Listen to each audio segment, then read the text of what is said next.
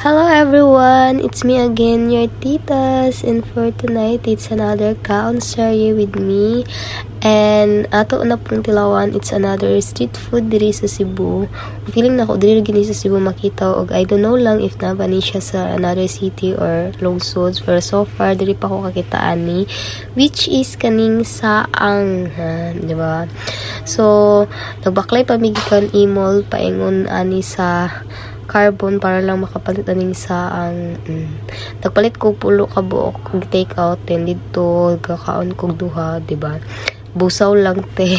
So muna siya, salamat sa akong kauban nga willing gid siya ning uban para sa ako, para mo palit aning sa. Then para sa ko is mura siya, ang iyong lasa is mura siya taho nga may pagkagusto, di ba? Og needed mo siya sausaw o sa suka nga naay onion, sili, and calamansi. Wow, perfect kayo ang lasa day. Og balik-balikan jud din ako ning saang. One of my favorite na gid dayon ni siya. Yeah.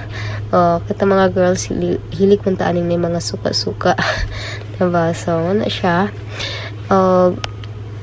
Kana siya ka time is medyo halang na gid kayo siya sa akong baba.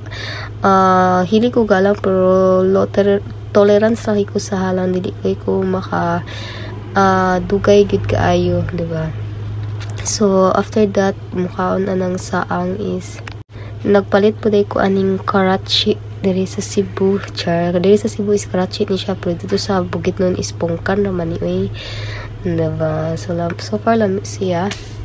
Og tag-gist yung buhok anak day. Diba? Mahal na gid siya. Wala tag 5 karon, murag katon lang saang. And then nakahurot ko anak duha ka buok, di tantong busaw.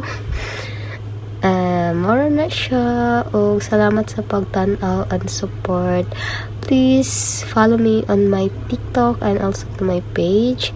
You can also subscribe to my YouTube channel. Daghan ko mga video dito basin gusto ninyo i-visit o itan-aw. And good night everyone. Bye. Have a good day.